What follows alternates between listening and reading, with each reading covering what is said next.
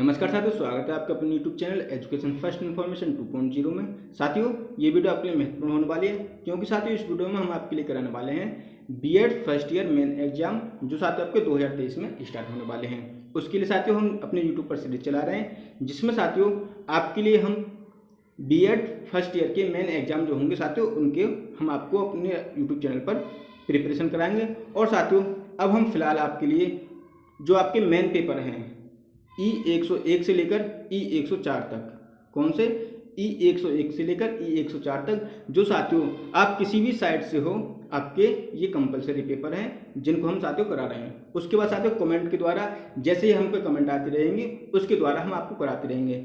यदि साथियों art side वाले कमेंट करेंगे क्या इस सब्जेक्ट का कराना है, तो साथियों हम उस सब्जेक्ट का कराएंगे। और साइंस साइड वाले भी जिसका बोलेंगे साथियों हम उसके भी कराते रहेंगे। तो साथियों अभी फिलहाल हम आपके लिए इस वीडियो में E101 जो आपका फर्स्ट पेपर है उसकी वीडियो बना रहे हैं, जिसमें साथियों हमने 2 वीडियो इससे पहले बना दिए हैं। 2 वीडियो में साथियों हमने 3 क्वेश्चन कंप्लीट कराते हैं, जिसमें साथियों अभी हम यूनिट फर्स्ट करा रहे हैं, जिसमें अभी हमने विस्तृत क्वेश्चन कराए हैं। 3 क्वेश्चन करा दिए हैं और 2 वीडियो हमने बना के दे दिए हैं। तो साथियों आप हमारे यूट्यूब प्लेलिस्ट में जाइए, वहाँ आपको देखने को मिल जाएंगे।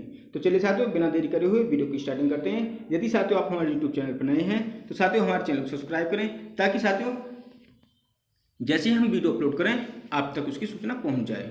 तो साथियों हम आपको बता दें, आपके E101 से लेकर E104 तक ये साथियों आपके कंपलसरी पेपर हैं। और आपको आप किसी भी साइड से हो, या आर्ट साइड से, या साइंस साइड से, या अन्य किसी वर्ग से, तो साथियों आपको ये चारों पेपर देने ही हैं। उसके बाद आपके सब्जेक्ट वाइज बदल जाते हैं। तो साथियों अभी फिलहाल हम E101 से लेकर E104 तक पेपर सॉल्व करा रहे हैं। तो चलिए साथियों स्टार्ट करते हैं। BEd first year main exam 2023 paper code E101 important question for exam, जो साथियों एग्जाम की दृष्टि से महत्वपूर्ण क्वेश्चन है साथियों इस वीडियो में हम आपको कराने वाले हैं। बुक का नाम है साथियों आपका समकालीन भारत एवं शिक्षा, कॉन्टेम्पररी इंडिया एंड एजुकेशन, ये साथियों आपका बुक का नाम है। और साथियों आज की हमारी ये वीडियो तीसरी वीडियो है। इससे पहले साथियों हमने 2 वीडियो करा दी हैं, यदि आपने अब तक वो नहीं देखे हैं तो आप उनको देख लें, उसके बाद तीसरी वीडियो पर आएँ। और साथियों इसकी हम PDF आपको टेलीग्राम पर देते रहेंगे। हमारा फ्री टेलीग्राम चैनल है, जिसमें साथियों आपको फ्री नोट्स मिलते रहेंगे बीएड से रिलेटेड। और साथियों आप हमारे वीडियो डिस्क्रिप्शन में जाइए, वहाँ आपको टेलीग्राम का लिंक मिल जाएगा, वहाँ से आप देख सकते हैं। इस वीडियो में भी साथियों हम आपके लिए 2 क्वेश्चन कराएंगे, जो साथियों लॉन्ग क्वेश्चन है इस वीडियो में आपको कराने वाले हैं। इसके बाद साथियों हम शॉर्ट कराएंगे, फिर वेरी शॉर्ट कराएंगे। हम साथियों क्रम वाइज चलते रहे। अभी फिलहाल साथियों हम आपके लिए यूनिट फर्स्ट से करा रहे हैं। चलिए साथियों क्वेश्चन 4 की तरफ चलते हैं। क्वेश्चन 4, प्राचीन भारत में शिक्षा की प्रमुख विशेषताएं क्या थी? वर्तमान भारत में एक प्रभावशाली राष्ट्रीय शिक्षा प्रणाली विकसित करने के लिए किस सीमा तक इनका प्रयोग किया जा सकता है? ये साथियों आपका 2019 में क्वेश्चन आया था। यह प्राचीन कालीन शिक्षा की मुख्य विशेषताओं का संक्षेप में वर्णन कीजिए।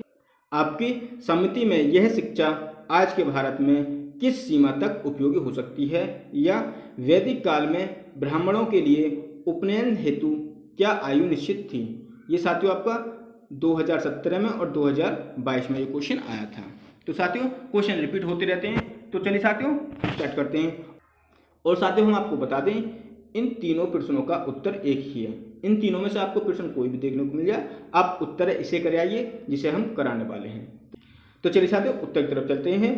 प्राचीन भारतीय शिक्षा मनीषियों ने एक विशिष्ट शिक्षा पद्धति निर्मित की, जो अनेक वर्षों के उपरांत भी अपनी प्राचीन संस्कृति और शिक्षा को जीवंत बनाए हुए भारत की प्राचीन सभ्यताओं में वैदिक सभ्यता को सर्वोच्च स्थान प्राप्त है, जिसके निर्माता आर्य थे। कौन? जिसके निर्माता आर्य थे। वेदों में हमें इस शिक्षा प्रणाली की पूरी जानकारी मिलती है।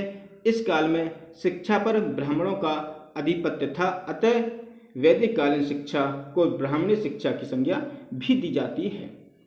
डॉक्टर अल्तेकर के अनुसार वैदिक युग में वैदिक युग से लेकर अब तक भारतवासियों के लिए शिक्षा का अभिप्राय यह है कि यह प्रकाश का एक स्रोत है तथा यह जीवन के विविध क्षेत्रों में हमारा मार्गदर्शन करती है।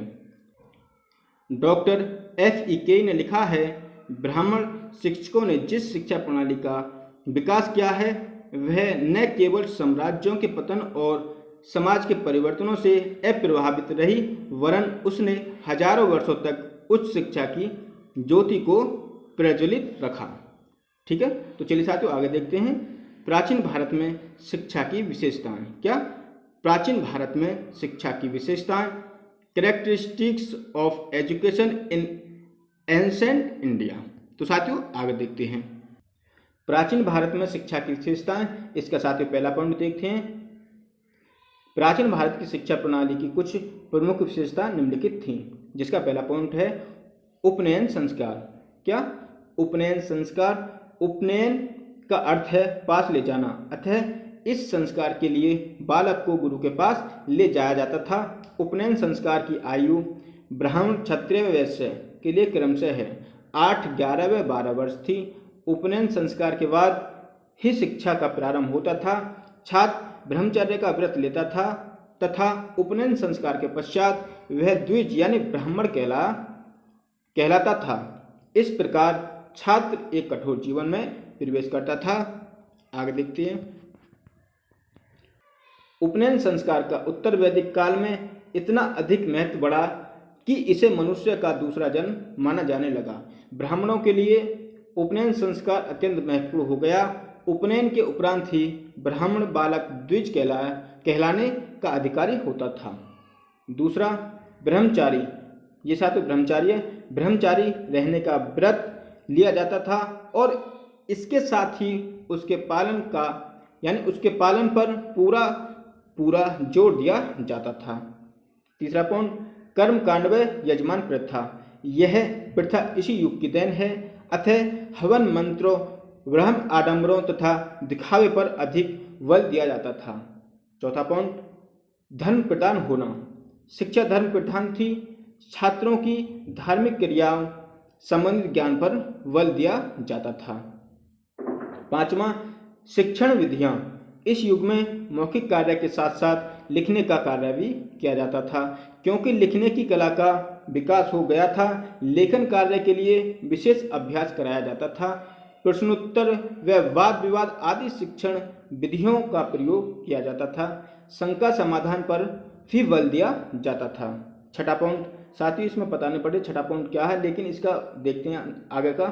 प्रमुख नियम व्याकरण, गणित, दर्शन, ज्योतिष, अर्थशास्त्र, कृषि, राजनीति आदि को पाठ्यक्रम में सम्मिलित किया गया था और शुद्ध उच्चारण, स्वर, व्यंजन, रस, छंद व अलंकार आदि के शुद्ध अभ्यास पर बल दिया जाता था। सातवें पॉइंट की तरफ चलते हैं साथियों। सातवां पॉइंट, व्यक्तिवाद। ब्राह्मण युग में व्यक्तिवाद पर अधिक बल दिया गया और छात्रों के व्यक्तिगत विकास पर ध्यान दिया जाता था। आठवां, शिक्षण संस्थान। ब्राह्मणीय शिक्षा के प्रमुख संस्थान तक्षशिला, मिथिला, काशी आदि थे। नवे पॉइंट की तरफ चलते हैं साथियों। नवा पॉइंट, यदि साथियों वीडियो पसंद आ रही हो तो वीडियो को लाइक करें, शेयर करें, हमारे चैनल को सब्सक्राइब करें, ताकि साथियों जैसे इसकी हम नेक्स्ट वीडियो अपलोड करें उसकी नोटिफिकेशन आपके पास पहुंच जाए। तो चलिए साथियों नवे पॉइंट को देखते हैं। गुरु शिष्य संबंध। गुरु शिष्य के संबंध अधिक निकट थे। पिता पुत्र के समान दोनों में स्नेह रहता था तथा वे परिवार के एक सदस्य की भांति रहते थे। छात्र गुरु की तन मन धन से सेवा करता था। साथ ही गुरु भी ज्ञान ज्योति के द्वारा छात्र का मार्गदर्शन निस्वार्थ भाव से करता था। 10वां पॉइंट, समावर्तन। उस समय शिक्षा की समाप्ति पर विद्या समाप्ति उपदेश कॉन्वोकेशन एड्रेस दिया जाता था। वह वर्तमान दीक्षांत समारोह के अनुरूप था। गुरु शिष्य को सत्यवत धर्मचर्य, स्वाध्यायनमा, परम द्वित्वम का उपदेश देता था। छात्र विद्या का व्रत लेता था। इसके बाद गुरु आशीर्वाद देता था। साथ ही शिष्य द्वारा गुरु को दक्षिणा भी दी जाती थी। 11वां पॉइंट, भिक्षावृत्ति। भिक्षा का अर्थ विनम्रता से है। छात्र कुशा, मेखला, मृगछाला, दंडकमल व लंबे केस रखते थे और गुरु की सेवा में पूर्ण रूप से लीन रहते थे। भिक्षा मांगने का मुख्य उद्देश्य अहंकार को समाप्त करना था। 12वां पॉइंट, स्त्रियों व शूद्रों को शिक्षा निषिद्ध। इस युग में नारियों व शूद्रों को शिक्षा प्रदान करने का प्रावधान नहीं था। शिक्षा उच्च कुल के लोगों तक ही सीमित थी। अगले पॉइंट साथियों, वर्तमान भारत में राष्ट्रीय शिक्षा प्रणाली विकसित करने के लिए ग्रहणीय तत्व। Elements acceptable to develop national education policy in modern India. यानी आगे देखते हैं साथियों, इसका उच्चारण देखते हैं। हमारे देश की वैदिक कालीन शिक्षा प्रणाली आधुनिक शिक्षा प्रणाली की नींव का पत्थर है। वैदिक शिक्षा प्रणाली के बाद हमारे देश में क्रमशः बौद्ध शिक्षा प्रणाली, मुस्लिम शिक्षा प्रणाली और अंग्रेजी शिक्षा प्रणाली का विकास भी हुआ, परंतु वैदिक शिक्षा प्रणाली प्रत्यक्ष अथवा अप्रत्यक्ष रूप से निरंतर चलती रही और आज भी चल रही है। आज भी देश भर में वैदिक शिक्षा प्रणाली पर आधारित धार्मिक शिक्षा केंद्र, गुरुकुल एवं संस्कृत विद्यालय चल रहे हैं। इनका स्वरूप वैदिक कालीन ऋषि आश्रमों और गुरुकुलों से काफी भिन्न है, परंतु मूल आधार अभी भी वही है। आधुनिक भारतीय शिक्षा प्रणाली के विकास में उसका योगदान निम्नलिखित रूपों में है, उसको देखते हैं। पहला पॉइंट, शिक्षा में राज्य और समाज की भागीदारी का शुभारंभ। वैदिक काल में शिक्षा की व्यवस्था करना राज्य का उत्तरदायित्व नहीं था, परंतु उस काल में गुरुजन राजा, राज्य और प्रजा यानी धनी वर्ग दोनों को शिक्षा की व्यवस्था करने के लिए प्रेरित करते थे। परिणाम स्वरूप उस काल में राजा और समाज के धनी लोगों गुरुकुलों को खुले हाथों से दान देते थे। आज स्थिति यह है कि हमारे देश में शिक्षा की व्यवस्था करना राज्य का उत्तरदायित्व हो गया है, परंतु बिना समाज के सहयोग के राज्य अपने इस उत्तरदायित्व का निर्वाह नहीं कर पा रहा है। हमारे देश में शिक्षा की व्यवस्था में राज्य और समाज की इस भागीदारी का शुभारंभ वैदिक काल में ही हो गया था। दूसरा पॉइंट, शिक्षा को विभिन्न स्तरों में विभाजित करने का शुभारंभ। यानी वैदिक काल में शिक्षा का संगठन केवल 2 स्तरों में किया गया था, प्राथमिक एवं उच्च, परंतु शिक्षा को विभिन्न स्तरों में विभाजित करने की नींव उस काल में ही रख दी गई थी। उसी नींव के आधार पर और मनोविज्ञान के ज्ञान के आधार पर आज शिक्षा को विभिन्न स्तरों, शिशु शिक्षा, प्राथमिक शिक्षा, माध्यमिक शिक्षा और उच्च शिक्षा आदि में विभाजित किया गया है। तीसरा पॉइंट, शिक्षा का संकुचित एवं व्यापक अर्थ।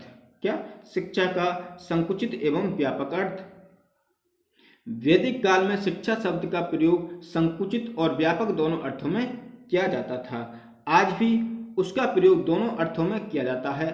अंतर केवल इतना है कि तब शिक्षा ज्ञान एवं कौशल का पर्याय मानी जाती थी और अब शिक्षा ज्ञान एवं कौशल प्राप्त करने की प्रक्रिया मानी जाती है। चौथे पॉइंट की तरफ चलते हैं साथियों। चौथा पॉइंट, शिक्षा के सार्वभौमिक एवं सार्वकालिक उद्देश्यों का निर्माण। शिक्षा के सार्वभौमिक एवं सार्वकालिक उद्देश्यों का निर्माण। वैदिक काल में शिक्षा के उद्देश्य अति व्यापक थे। उस समय शिक्षा द्वारा मनुष्य का शारीरिक, मानसिक, सामाजिक, सांस्कृतिक, नैतिक एवं चारित्रिक, व्यावसायिक और आध्यात्मिक विकास किया जाता था। ये शिक्षा के सार्वभौमिक एवं सार्वकालिक उद्देश्य हैं। आज भी ये हमारे देश की शिक्षा के प्रमुख उद्देश्य हैं। समय की मांग के अनुसार हमने इनमें केवल 2 उद्देश्य और जोड़े हैं: राष्ट्रीय एकता एवं अंतर्राष्ट्रीय अवबोध का विकास और राष्ट्रीय लक्ष्यों की प्राप्ति। इस प्रकार आधुनिक भारतीय शिक्षा के उद्देश्य भी मूल रूप से वैदिक कालीन शिक्षा की ही देन है। 5वां पॉइंट, विस्तृत पाठ्यचर्या और विशिष्टीकरण का शुभारंभ। वैदिक काल में शिक्षा की पाठ्यचर्या अति विस्तृत थी। उसमें उस समय तक विकसित समस्त ज्ञान एवं कौशल संगठित था। उसी आधार पर हमने अपनी आज की भारतीय शिक्षा में आज तक विकसित समस्त ज्ञान, विज्ञान और कला, कौशलों एवं तकनीकी के स्थान दिया। क्या? तकनीकी को स्थान दिया।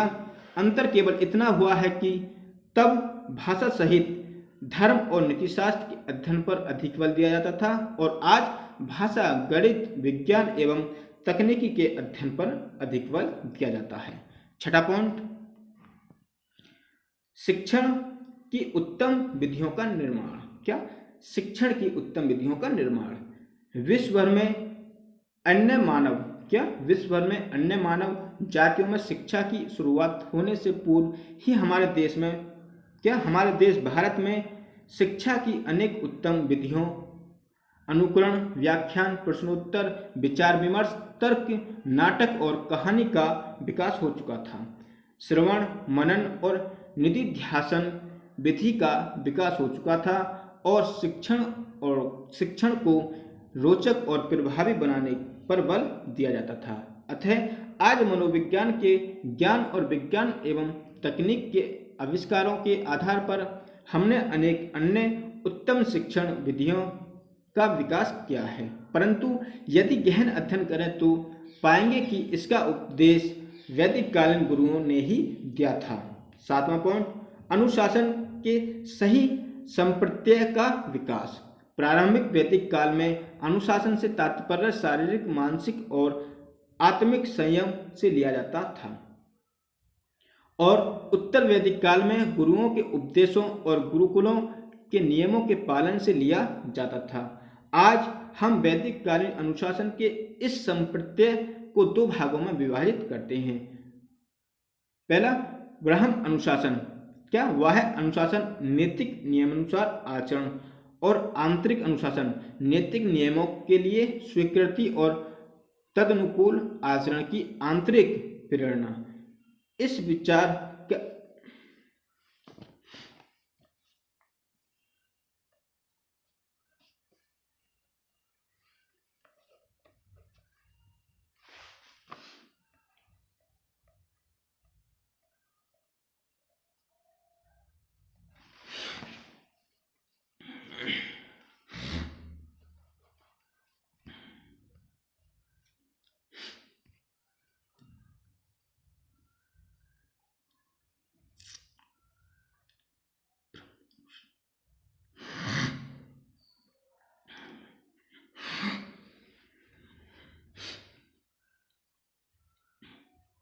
सातवां पॉइंट, अनुशासन के सही संप्रत्यय का विकास। प्रारंभिक वैदिक काल में अनुशासन से तात्पर्य शारीरिक, मानसिक और आत्मिक संयम से लिया जाता था और उत्तर वैदिक काल में गुरुओं के आदेशों और गुरुकुलों के नियमों के पालन से लिया जाता था। आज हमें वैदिक कालीन अनुशासन के इस संप्रत्यय को दो भागों में विभाजित करते हैं। वह अनुशासन नैतिक नियमानुसार आचरण और आंतरिक अनुशासन नैतिक नियमों के लिए स्वीकृति और तदनुकूल आचरण की आंतरिक प्रेरणा। इस बीच संसार में अनुशासन संबंधित अनेक धारणाएं विकसित हुई हैं, परंतु हमारे देश में शिक्षा के क्षेत्र में अनुशासन, आंतरिक और वह दोनों पक्षों को समान महत्व दिया जाता है। यह हमारी आधुनिक भारतीय शिक्षा को वैदिक कालीन शिक्षा की विशेष देन है। 8वें पॉइंट की तरफ चलते हैं साथियों। 8वां पॉइंट, शिक्षक एवं शिक्षार्थियों के बीच मधुर संबंधों की सुदृढ़ नींव। वैदिक काल में शिक्षक अति ज्ञानी एवं अति संयमी होते थे और शिक्षार्थी जिज्ञासु, श्रद्धालु, विनम्र और अति संयमी होते थे। उस समय उनके बीच अति मधुर संबंध थे। ऊपर से प्रेम बरसता था और नीचे से श्रद्धा उमड़ती थी। वैदिक काल में गुरु शिष्यों के बीच इन मधुर संबंधों की नींव इतनी सुदृढ़ रूप से रखी गई थी कि संसार में लाख परिवर्तन होने के बाद भी हमारे देश में अन्य देशों की तुलना में आज भी शिक्षक और शिक्षार्थियों के बीच में अपेक्षाकृत बहुत अच्छे संबंध हैं। काश आज के शिक्षक और शिक्षार्थी वैदिक कालीन शिक्षक एवं शिक्षार्थियों की भांति एक दूसरे के प्रति पूर्ण रूप से समर्पित हो जाए तो शिक्षा क्षेत्र की समस्याएं तुरंत हल हो जाएंगी। 9वां पॉइंट साथियों, विभिन्न प्रकार की शिक्षा के लिए विशेष शिक्षण संस्थाओं का निर्माण। वैदिक काल में प्राथमिक शिक्षा की व्यवस्था परिवारों और उच्च शिक्षा की व्यवस्था गुरुकुलों में होती थी। आज भिन्न भिन्न स्तरों की शिक्षा की व्यवस्था विशेष प्रकार के विद्यालयों में, महाविद्यालयों और विश्वविद्यालयों में होती है, परंतु वास्तविकता यह है कि इसकी नींव भी वैदिक काल में ही रख दी गई थी। उस काल में भिन्न भिन्न प्रकार की उच्च शिक्षा के लिए विशेष प्रकार के गुरुकुलों की व्यवस्था थी। उसी के आधार पर आज भिन्न भिन्न आयु वर्ग और विशेष पाठ्यक्रमों के आधार पर विशेष प्रकार के विद्यालयों की स्थापना की जाती है। यदि हम आज के विद्यालयों को वैदिक कालीन गुरुकुलों की भांति प्रदूषण रहित स्थानों पर स्थापित करके उनमें उच्च परिपाटी का निर्माण करें और उनमें संस्कार प्रधान क्रियाओं को स्थान दें तो निश्चित रूप से हम पुनः संस्कार प्रधान शिक्षा की पुनर्स्थापना कर सकेंगे। क्या पुनर्स्थापना कर सकेंगे।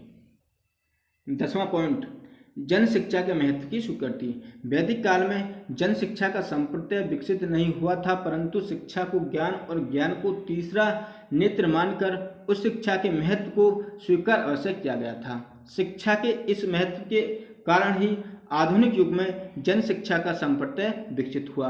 प्रारंभिक वैदिक काल में शिक्षा का अधिकार सबको प्राप्त था, परंतु शिक्षा सर्वसुलभ नहीं थी। उत्तर वैदिक काल में शूद्रों को तो उच्च शिक्षा के अधिकार से वंचित ही कर दिया गया था और ये सब तथ्य ऐसे हैं जो जन शिक्षा विरोधी हैं, परंतु दूसरी ओर यह बात भी सत्य है कि ये बंधन गुरुकुलीय शिक्षा में ही थे। परिवारों में तो सभी किसी प्रकार की शिक्षा की व्यवस्था कर सकते थे। 11वां पॉइंट, स्त्री पुरुषों की समान शिक्षा। वैदिक काल में स्त्री पुरुषों की शिक्षा में किसी प्रकार का भेद नहीं किया जाता था, परंतु उस समय स्त्रियों को शिक्षा प्राप्त करने की समान सुविधाएं उपलब्ध नहीं थी। आधुनिक काल में पुनः स्त्री पुरुषों की शिक्षा में किसी प्रकार का भेद नहीं किया जाता है। स्त्रियों को पुरुषों की भांति किसी भी प्रकार की शिक्षा प्राप्त करने के अधिकार प्राप्त हैं। विशेष बात तो यह है कि अब समान अधिकार के साथ समान अवसर भी सुलभ कराए जा रहे हैं, पर इस सबकी नींव तो वैदिक काल में ही रख दी गई थी। इसके लिए हमें वैदिक कालीन ऋषियों एवं गुरुओं का ऋणी होना चाहिए। 12वां पॉइंट, व्यावसायिक शिक्षा का शुभारंभ। वैदिक काल में आज की व्यावसायिक शिक्षा को कर्म शिक्षा कहा जाता था। प्रारंभिक वैदिक काल में यह शिक्षा छात्रों की योग्यता और क्षमता के आधार पर दी जाती थी और उत्तर वैदिक काल में छात्रों के वर्ण के आधार पर दी जाती थी। आज संसार के अधिकतर देशों में लोकतंत्रात्मक शासन प्रणाली है।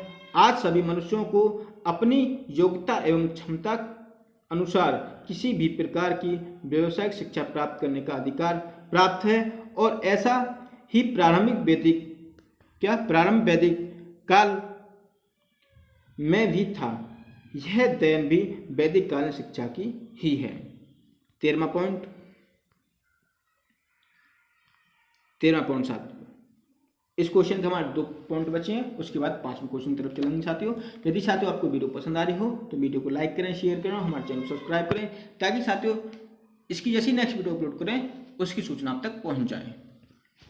13वां पॉइंट, धार्मिक एवं नैतिक शिक्षा पर बल। वैदिक काल में धार्मिक एवं नैतिक शिक्षा पर सर्वाधिक बल दिया जाता था, परंतु आधुनिक युग में धार्मिक एवं नैतिक शिक्षा के अभाव में हमारा नैतिक एवं चारित्रिक पतन हुआ है। इसी कारण से आज देश में पुनः धार्मिक एवं नैतिक शिक्षा की आवश्यकता अनुभव की जा रही है। इस क्षेत्र में भी हम मूल रूप से वैदिक शिक्षा प्रणाली के ऋणी हैं। धार्मिक एवं नैतिक शिक्षा को अनिवार्य रूप से देने की शुरुआत संसार में सर्वप्रथम वैदिक काल में ही की गई थी। 14वां पॉइंट साथियों, कटु अनुभवों से सीख। क्या? कटु अनुभवों से सीख। हमें वैदिक कालीन शिक्षा की कमियों से सीखा है। क्या? हमने वैदिक कालीन शिक्षा की कमियों से सीखा है और वैदिक शिक्षा प्रणाली के आधुनिक भारतीय शिक्षा प्रणाली के विकास में योगदान को मानते भी हैं। वैदिक शिक्षा प्रणाली में शिक्षा राज्य के नियंत्रण में नहीं थी, परिणाम इस देश में जन शिक्षा की व्यवस्था नहीं हो सकी। वैदिक कालीन शिक्षा प्रणाली में धार्मिक व नैतिक विकास पर सर्वाधिक बल दिया जाता था, परिणाम हमारा देश भौतिक दौड़ में पिछड़ गया।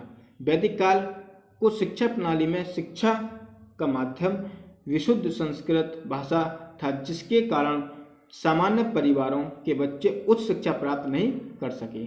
वैदिक काल में बालिकाओं के लिए अलग से गुरुकुल नहीं थे, परिणाम उस समय स्त्रियां समान रूप से शिक्षा प्राप्त नहीं कर सकीं। कुल मिलाकर वैदिक शिक्षा प्रणाली आधुनिक भारतीय शिक्षा प्रणाली की नींव का पत्थर है। उसी के आधार पर आधुनिक शिक्षा प्रणाली का विकास हुआ। जो साथियों हमारी वैदिक शिक्षा प्रणाली थी, उसी के आधार पर हमारी आधुनिक शिक्षा प्रणाली चल रही है। तो साथियों ये हमने आपको चौथा क्वेश्चन करा दिया।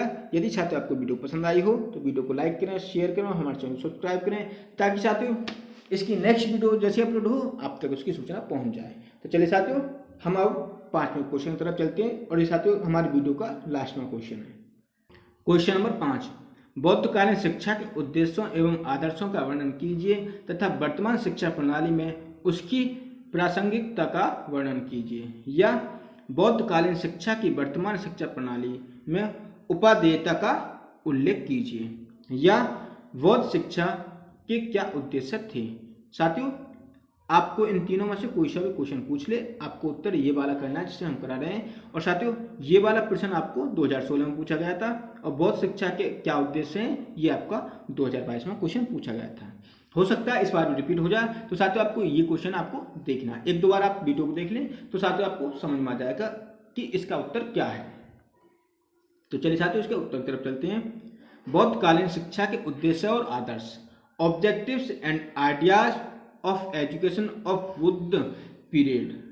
बौद्धकालीन शिक्षा के उद्देश्य एवं आदर्श निम्नलिखित थे। पहला पॉइंट, नैतिक चरित्र का निर्माण करना। बौद्धकालीन शिक्षा का सबसे महत्वपूर्ण उद्देश्य छात्रों का चारित्रिक विकास करना था। इसलिए शिक्षा की सहायता से छात्रों में कर्तव्य पालन, सत्य बोलने, धर्म आचरण करने जैसे नैतिक गुणों का विकास किया जाता था। बौद्ध धर्म में आत्मसंयम, करुणा और दया का पालन करने वाला चरित्रवान कहलाता था। इस चरित्र निर्माण के लिए मठों व विहारों में छात्रों से प्रारंभ से ही 10 नियमों का पालन कराया जाता था। उन्हें सादा जीवन जीने और विनयपूर्ण व्यवहार करने हेतु प्रशिक्षित किया जाता था और बुरे कर्मों से दूर रखा जाता था। दूसरे पॉइंट की तरफ चलते हैं साथियों। दूसरा पॉइंट, ज्ञान का विकास करना। महात्मा बुद्ध के अनुसार इस संसार के समस्त दुखों का कारण अज्ञान है, अतः उन्होंने निर्वाण की प्राप्ति हेतु सच्चे ज्ञान के विकास पर बल दिया। बौद्ध शिक्षा का यह सर्वप्रथम उद्देश्य व आदर्श था, लेकिन ज्ञान से उनका तात्पर्य कुछ भिन्न था।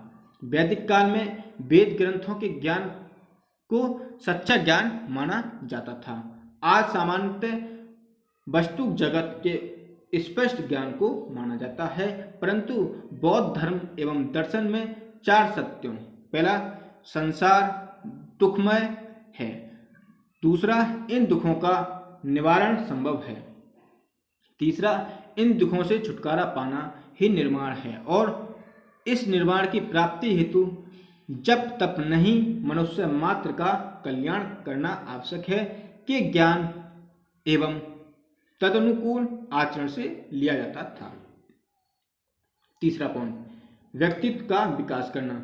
छात्रों के व्यक्तित्व का विकास करना भी बौद्धकालीन शिक्षा का मुख्य लक्ष्य था।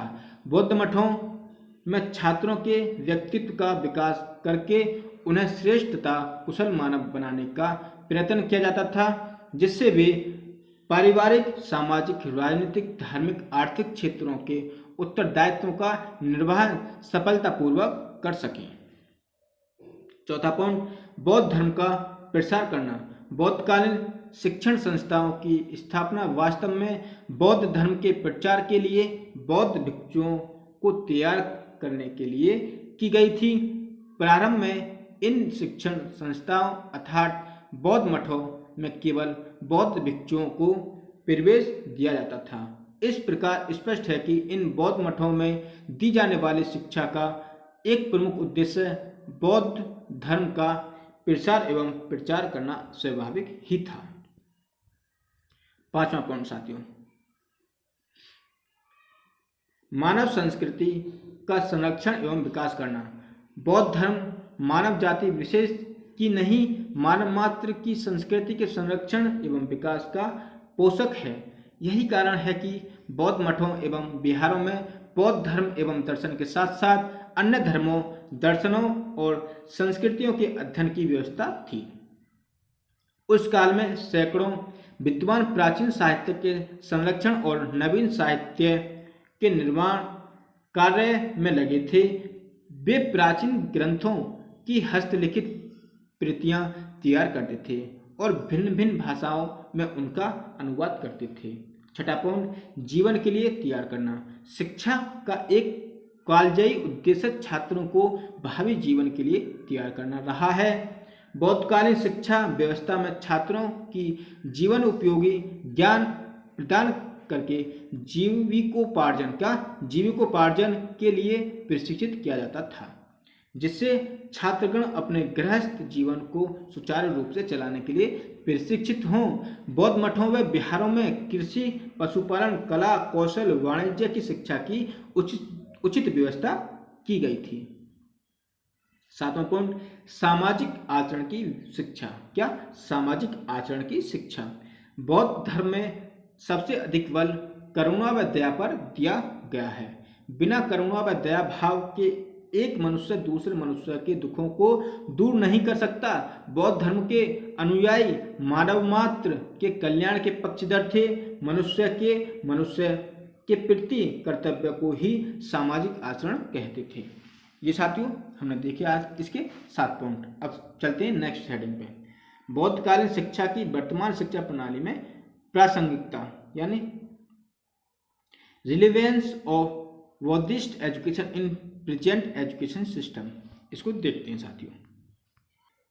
जिस प्रकार से वैदिक काल की शिक्षा की अनेक विशेषताएं वर्तमान समय में भी प्रासंगिक हैं, ठीक उसी प्रकार से बौद्ध काल की शिक्षा की अनेक विशेषताएं भी आधुनिक समय में उपादेय सिद्ध हो सकती हैं। यद्यपि बौद्धकालीन शिक्षा का प्रमुख उद्देश्य बौद्ध धर्म का प्रचार व प्रसार करना था, तथापि बौद्ध शिक्षा के अन्य उद्देश्य जैसे नैतिक चरित्र का विकास, व्यक्तित्व का विकास तथा जीविका की तैयारी आदि आज भी पूर्णतः प्रासंगिक हैं। वर्तमान शिक्षा व्यवस्था में इन उद्देश्यों को समाहित करके ही शिक्षा प्रणाली को पूर्ण बनाया जा सकता है। बौद्ध शिक्षा प्रणाली के 10 शिक्षा पदानी अर्थात 10 शिक्षा पद आज भी पूर्णतः उपयोगी तथा सार्थक हैं। इन 10 आदेशों का छात्रों द्वारा यदि पालन किया जाए तो वर्तमान समय में सांप्रदायिक वातावरण, भ्रष्ट आचरण, मादक पदार्थों के प्रचलन, झूठ बोलना और पर निंदा का स्वतः निवारण हो जाएगा। बौद्ध काल में प्रचलित छात्र अध्यापक संबंधों को यदि पुनर्जीवित किया जाए तो वर्तमान शिक्षा संस्थाओं में दिन प्रतिदिन होने वाली हड़ताल, बंद, उपद्रव, अध्यापकों के साथ होने वाली अभद्रता, छात्र दंगे आदि स्वतः बंद हो जाएंगे। निसंदेह बौद्ध शिक्षा की कुछ विशेषता आज भी प्रासंगिक और बौद्धकालीन शिक्षा के उद्देश्यों, छात्र अध्यापक संबंध, 10 शिक्षा पद, नैतिक विकास, गुरु से श्रद्धा, निर्माण, प्राप्ति की इच्छा आदि को वर्तमान शिक्षा व्यवस्था में सम्मिलित किया जाना अत्यंत लाभप्रद व सार्थक सिद्ध हो सकता है। आगे देखते हैं साथियों। अतः हम कह सकते हैं कि बौद्धकालीन शिक्षा व्यवस्था ने तत्कालीन जीवन में एक नूतनता का शिलारोपण किया। यद्यपि भारतवर्ष में सदैव से ही पवित्रता व सात्विकता का बोलबाला रहा था, परंतु बौद्ध धर्म ने और भी अधिक पवित्रता व सात्विकता पर बल दिया। बौद्धकालीन शिक्षा के उत्तरकाल में जात पात, धर्म, धनी निर्धन, पुरुष महिला के आधार पर शिक्षा प्रदान करने में जो भेदभाव आया था उसे बौद्धकालीन शिक्षा प्रणाली में समाप्त कर दिया गया था।